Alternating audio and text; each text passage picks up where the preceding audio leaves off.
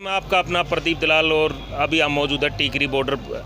तो यहाँ हम देख रहे हैं कि हरियाणा और पंजाब वालों का किस तरह मेल है और बैठे हुए हैं और क्या चर्चाएं चल रही हैं, क्या आंदोलन की रणनीति बनाई जा रही है वो भी पूछेंगे इनसे, और जो सरकार की तरफ से क्या रुख है वो भी पूछा जाएगा। एक एक बात आपको मुसाफिर न्यूज़ चैनल पे पूछी जाएगी और बताई भी जाएगी। तो देखते हैं, एक बार दिखा दे भाई पूरे हरियाणा पंजाब वाले किस तरह बैठे हैं आराम आराम से घुमा के, ज़्यादा ना। तो एक तो इसमें सबसे बड़ी बात यह है कि ये मेल जोल और ये इस तरह का मिलाप शायद ही आपने पहले कभी देखा होगा, जो अभी दिखाई दे रहा है हरियाणा पंजाब इकट्ठा बैठा हुआ। तो सबसे पहले सवाल पंजाब से ही करते हैं क्योंकि उसी को बड़ा भाई बताया गया है। पहले ये बताइए जी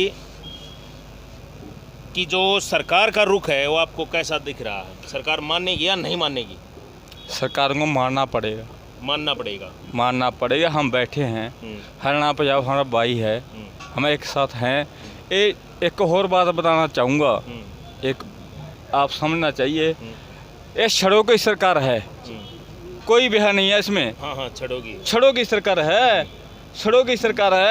छड़ों की टट्टू में बैठे हुए हैं पूरा देश। इसको उसको भी नहीं पता, रोकने वाले को किसी को नहीं पता भी हम कहाँ रोकेंगे सरकार को, तो हमको भी नहीं बेरा हैगा।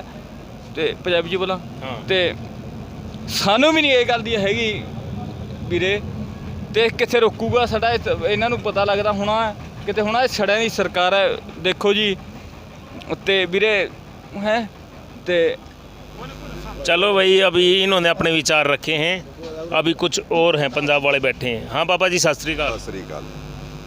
दसो बाबा जी माड़ा मोटा सरकार के किदा का रुख लगता है, नरम है या गर्म है? नहीं जी, इन्हों का उसूल हैगा बई अपना गलत फहमी च पए होया भी असीं छेती मनना नहीं गा, ते पर असीं मना के हटांगे।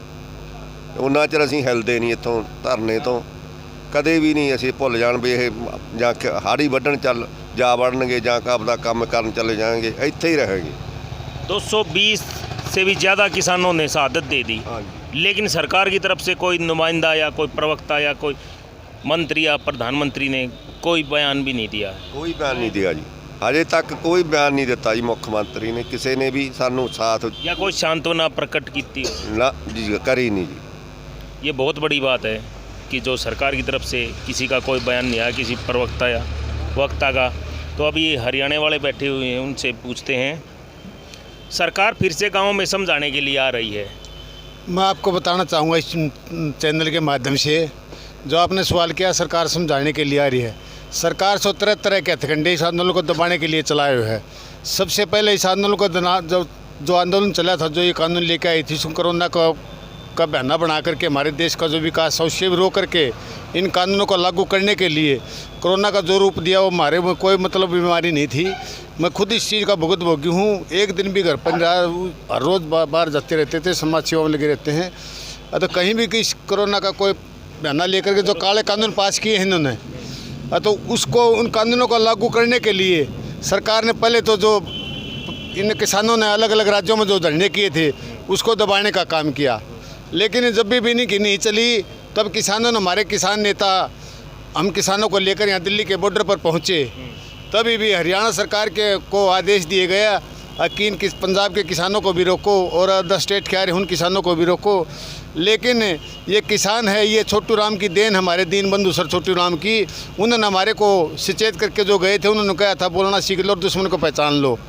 तो उनके जो मुवचनों को निभाते हुए जो हमारे ऊपर ये काले कानून लागू करने चाह रहे हैं, ये हम लागू नहीं होने देंगे। इसलिए जो सरकार पहले तो वो हथकंडा अपनाया, फिर ये अपनाया, फिर 26 जनवरी का जो तीसरा आंदोलन का जो चरण था, हमारे नेताओं ने जो 26 जनवरी पर गणतंत्र दिवस पर हम राष्ट्रीय झंडे को ट्रैक्टर पर सम्मान देने का काम करने की सोच रहे थे। लेकिन मैं सरकार से पूछना चाहूँगा कि हमारे किसान नेता ने केवल 7 किलोमीटर का रिंग रोड मांगा था। अगर वो 7 किलोमीटर का रिंग रोड देते तो नहीं तो कोई ये नाका टूटता। लेकिन सरकार ने इस आंदोलन को फैल करने के लिए एक अपने कार्यकर्ता से, एक पंजाब के भाई को बहका करके राष्ट्रीय झंडा जो का अपमान करवाने के लिए लाल किले पर जो झंडा चढ़वाया गया, लेकिन उसमें भी सरकार की जो साजिश थी वो फेल हुई और किसान आंदोलन को एक दो दिन ठेस लगी थी, लेकिन उसमें भी आपको बताना चाहूँगा ठेस नहीं लगी थी। हम अपने कपड़े वगैरह धोने के लिए हम 26 जनवरी कई दिन से डटे हुए थे, लेकिन अपने बच्चों को संभालने के लिए, खाद पानी करने के लिए, दवाई खेत में लगाने के लिए घर गए हुए थे। लेकिन सरकार ने सोचा किसान तो चले गए हैं, कुछ किसान नेता बचे हुए हैं, तो उनको यहाँ डंडा हुआ जो करके तानाशाही दिखा करके उन्हें उठा दिया जाए। लेकिन हमें रातों रात प्रचार करके अपनी पंचायतें चला करके, मैं भी एक शामलों से एक सरपंच हूँ, शामलों हमारा 12 पड़ता है, हमें भी सारी रात अनाउंसमेंट करके हमारे 12 के जो पंचायत थी वो पंचायतें हुई थी। इस तरह सारे हरियाणा में पंचायतों का दौर उस दिन से चला। अभी हरियाणा में जो पंचायतों का दौर चल रहा है उसको किस नज़रिए से देख रहे हैं आप? उस नज़रिए से बढ़िया काम चला हुआ जी। उसमें जो हरियाणा सरकार ने जो तरह तरह के हथकंडे पहले अपना करके हरियाणा को जातिवाद में बांटने का काम किया था, हिंदू और मुसलमान को बांटने का काम किया था, सरदारों और हिंदुओं को बांटने का काम किया था, ये इनको सरकार की ये विफलता सब फैल हो चुके हैं। इस आंदोलन का आपको सबसे बड़े बताऊंगा, सबसे बड़ा लक्ष्य तो यही कि हमें हासिल प्राप्त हुआ है।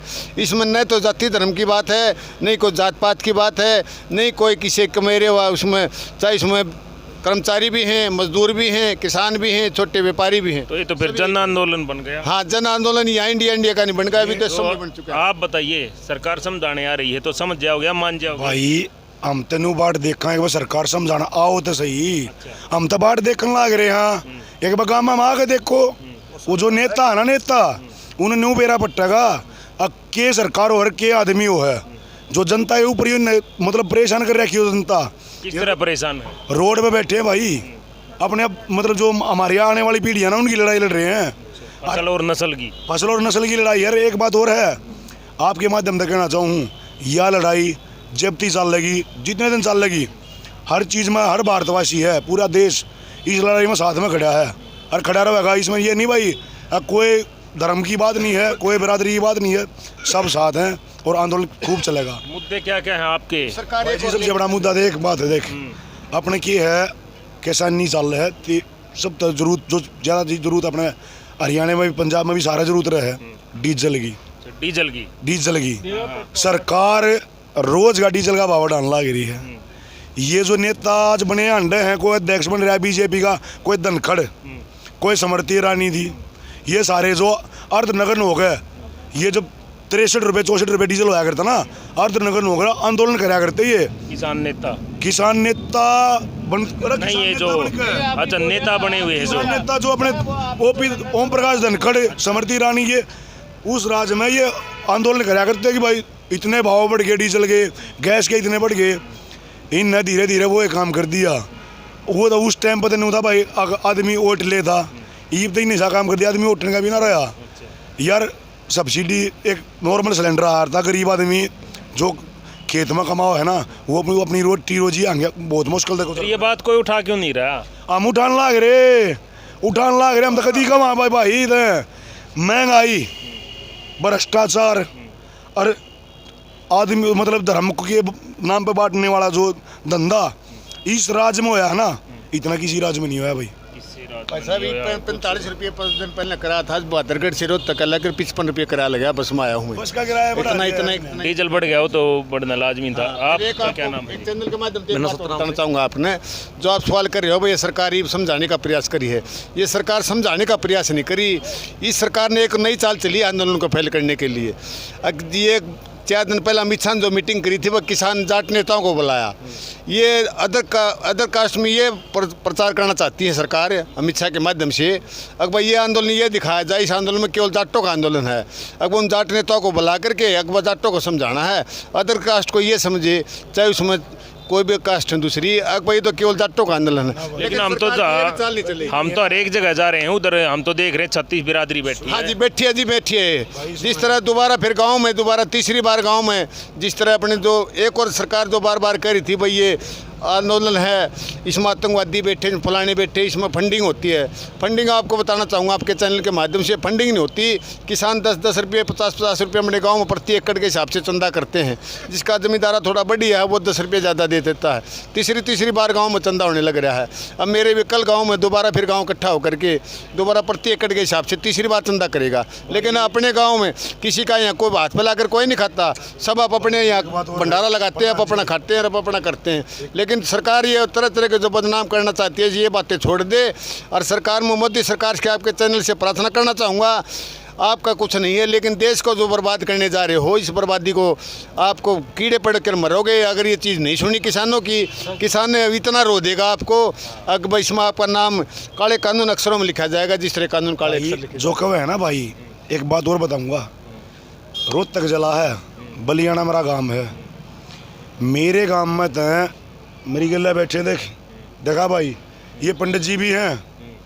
और मेरे गांव में तो भाई हमने सारे ने मिलकर चंदा कराया था भाई। 36 बिरादरी में था, जिसके घर आके गए है ना सब ने दिया भाई, चाहे वो किसी भी जाति का था। इस आंदोलन में मेरे गांव की 36 बिरादरी के तीनों टूट के, मेरे गांव की नहीं भाई, पूरे भारतवर्ष की यो आंदोलन जन आंदोलन है। किसान कमेरों और लुटेरों का लड़ाई है, कमेरों और लुटेरों की लड़ाई है।